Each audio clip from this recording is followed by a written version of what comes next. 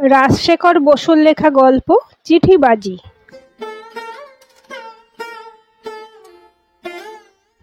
সুকান্ত দত্ত অতি ভালো ছেলে। এমএসসি পাশ করার কিছুদিন পরেই পিএইচডি ডিগ্রি পেয়েছে। একটি ভালো চাকরি জোগাড় করে প্রায় বছরখানিক সিন্দ্রি সার কারখানায় কাজ করছে। তার বাপ মা নেই, মামাই তাকে মানুষ করেছেন।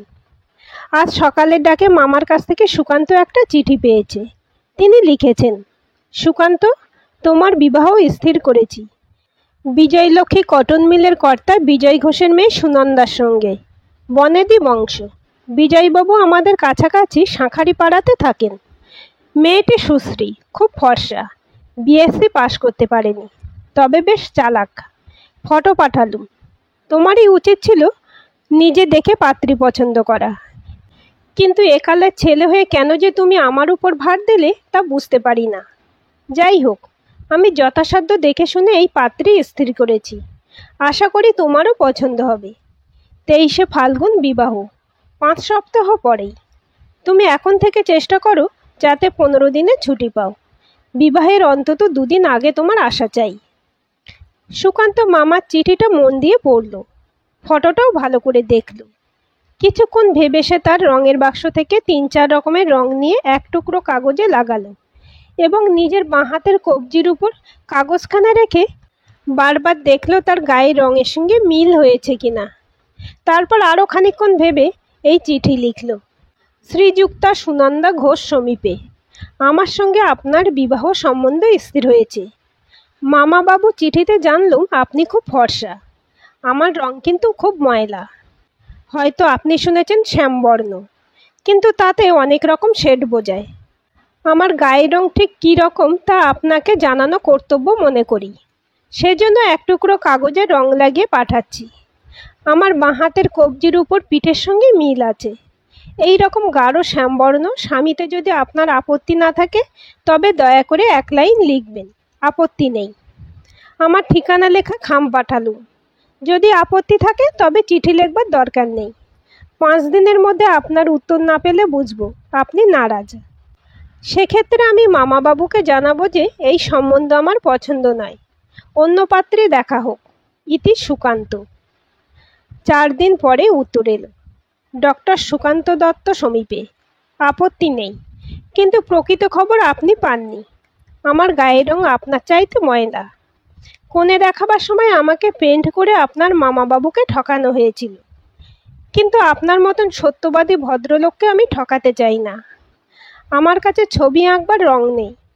আপনি যে নমুনা পাঠিয়েছেন সেই কাগজ থেকে এক টুকরো কেটে তার উপরে একটু ব্লু ব্ল্যাক কালি লাগিয়ে আমার হাতের রঙে সমান করে পাঠালুম। পুরুষের কালো রঙে কেউ দোষ ধরে না, কিন্তু সবাই ফর্সা মেয়ে খোঁজে। যে জোঁক কালো সেও অপসরী, বিদ্যাধরী বউ চায়। আপনি সংকোচ করবেন না। আমার কালো রঙে আপত্তি থাকলে সম্বন্ধ বাতিল করে দেবেন, আর আপত্তি না থাকলে দয়া করে 5 দিনের মধ্যে 1 লাইন লিখে জানাবেন। ইতি সুনন্দা। চিঠি পেয়ে সুকান্ত উত্তর লিখল, আপনার রং আমার চাইতে 1 পোঁচ বেশি ময়লা হলেও আমার আপত্তি নেই। তবে সত্য কথা বলবো, প্রথমটা মন খুঁতখুঁত করেছিল, কারণ সুন্দরী বউ একটা সম্পদ, স্বামীর গৌরব আর প্রতিপত্তি বৃদ্ধি করে। কিন্তু পরেই মনে হলো এরকম ভাবা নিতান্ত মূর্খতা। ফটো দেখে বুঝেছি আপনার সৌষ্ঠবের অভাব নেই, তাই যথেষ্ট। রং ময়লা হলেই মানুষ কুৎসিত হয় না। আমার একটা বদভ্যাস আছে, জানানো উচিত মনে করি। রোজ 15-20টা সিগারেট খাই। আমার এক বৌদিদি বলেন, সিগারেট খোরদের নিঃশ্বাসে একটা বিশ্রী মুখ পোড়া গন্ধ হয়। তাদের বউরা তা পছন্দ করে না, কিন্তু চক্ষু লজ্জায় কিছু বলতে পারে না। 2-4টে বাঙালির মেয়ে যারা মেমদের দেখা দেখে সিগারেট ধরেছে তাদের অবশ্য আপত্তি হতে পারে না, কিন্তু আপনি নিশ্চয়ই সে দলের নন। আপনার আপত্তি থাকলে 1 লাইনে লিখে জানাবেন, আমি সম্বন্ধ বাতিল করে দেব। সুকান্ত। 4 দিন পরে সুনন্দার উত্তর এলো, মুখ পোড়া গন্ধে আমার আপত্তি নেই, কিন্তু শুনেছি সিগারেট খেলে নাকি ক্যান্সার হয়। আপনি ওটা ছেড়ে দিয়ে হুঁকো ধরুন না কেন। তার গন্ধেও আমার আপত্তি নেই। আমারও একটা বিশ্রী অভ্যাস আছে, রোজ 20-25 খেলি পান আর দোক্তা খাই। দাঁতের অবস্থা বুঝতেই পারছেন। যারা পান দোক্তা খায় তাদের নিঃশ্বাসে নাকি অ্যামোনিয়ার গন্ধ থাকে। আমার ছোট ভাই লম্বুর নাক অত্যন্ত সেন্সিটিভ, কুকুরের চাইতেও। রেডিওতে যখন কৃষ্ণ সোহাগিনী দেবীর কীর্তন হয়, লম্বু অ্যামোনিয়ার গন্ধ পায়।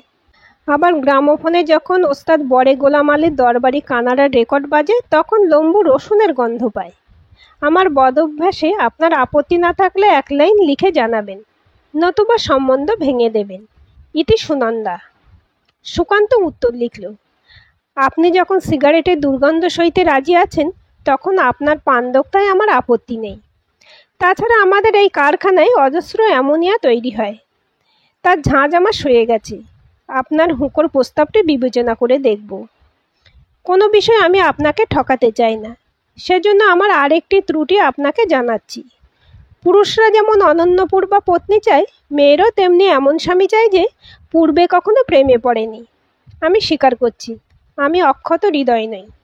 ডেপুটি কমিশনার লালা তোপচাঁদ ঝোপড়ার মেয়ে সুরঙ্গীর সাথে আমার প্রেম হয়েছিল।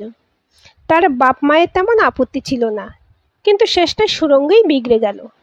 সম্প্রতি সে কমার্স ডিপার্টমেন্টের মিস্টার হনুমন্থিয়াকে বিয়ে করেছে। লোকটা মিশকালো, যমদূতের মতন গরম, তবে মাইনে আমার প্রায় 3 গুণ। আমার হৃদয়ের ক্ষত এখন অনেকটা সেরে গেছে। আপনার সঙ্গে বিবাহের পর একেবারে বেমালুম হবে আশা করি। সুরঙ্গীর একটা ফটো আমার কাছে আছে, আপনার সামনে সেটা পুড়িয়ে ফেলব। সুরঙ্গীর বিবাহ হয়ে যাবার পরে আমার খেয়াল হলো যে আমারও শীঘ্র বিবাহ হওয়া দরকার। অবসরকালে আমি ছবি আঁকি, ফটো তুলি, নানা রকম বৈজ্ঞানিক গবেষণা করি। গৃহস্থলীর ঝঞ্ঝাট পোহানোর জন্য একজন গৃহিণী থাকলে আমি নিশ্চিন্ত হয়ে নিজের শখ মিটিয়ে অবসর যাপন করতে পারি। এখন আমার জ্ঞান হয়েছে, হঠাৎ প্রেমে পড়া বোকামি। একত্র বাস করার ফলে একটু একটু করে স্ত্রী পুরুষের যে ভালোবাসা জন্মায়, তাই খাঁটি জিনিস। সন্তান ভূমিষ্ঠ হবার আগে তাকে তো দেখবার উপায় নেই, তথাপি মা বাপের স্নেহের অভাব হয় না। সেই রকম বিবাহের আগে পাত্রী না দেখলেও কিছুমাত্র ক্ষতি নেই। সেজন্যই মামাবাবুর উপর সব ছেড়ে দিয়েছি। আমার স্বভাব চরিত্র মতামত সবই আপনাকে জানালুম। আপত্তি না থাকলে একটু খবর দেবেন। ইতি সুকান্ত। সুনন্দার উত্তর এলো, আপনার স্বভাব চরিত্র আর মতামতে আমার আপত্তি নেই। যেসব চিঠি লিখেছেন তা থেকে বুঝেছি আপনি অতি সত্যনিষ্ঠ, অকপট সাধু পুরুষ। অতএব আমি অকপটে আমার গলদ জানাচ্ছি। পবন কুমার পোস্ট গ্রাজুয়েট পড়ত, তার সঙ্গে আমার প্রেম হয়েছিল, কিন্তু সে ভাদুরী ব্রাহ্মণ।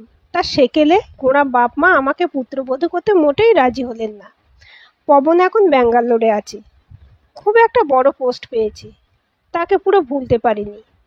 তবে আপনার মতন মহাপ্রাণ স্বামী পেলে একদম ভুলে যাব, তাতে সন্দেহ নেই।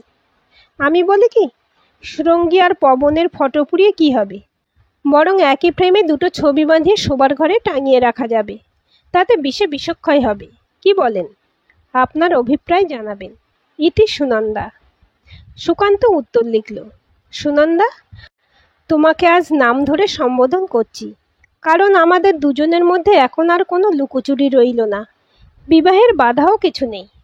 লোকে বলে আমি একটু বেশি গম্ভীর প্রকৃতির লোক, শুভাকাঙ্ক্ষী বন্ধুরা অধিকন্তু বলে আমি একটু বোকা।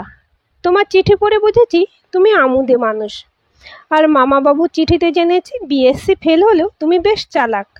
মনে হচ্ছে তোমার আর আমার স্বভাব পরস্পরের পরিপূরক, অর্থাৎ কমপ্লিমেন্টারি।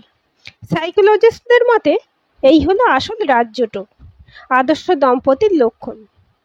আজ 16ই ফাল্গুন, 7 দিন পরেই আমাদের বিবাহ। তোমার সঙ্গে সাক্ষাৎ আলাপের আনন্দ এখনই কল্পনায় উপভোগ করছি। তোমার সুকান্ত। কিছুদিন পরে সুনন্দা চিঠি এলো। যা, ভেস্তে গেল। এমন মুশকিলেও মানুষ পড়ে। পবন ভাদুরী এখানে এসেছে। কাল আমার সঙ্গে দেখা করে বলল, দেখো সুনন্দা, এখন আমি স্বাধীন, ভালো রোজগার করি, বাপ মায়ের বসে চলবার কোনো দরকার নেই।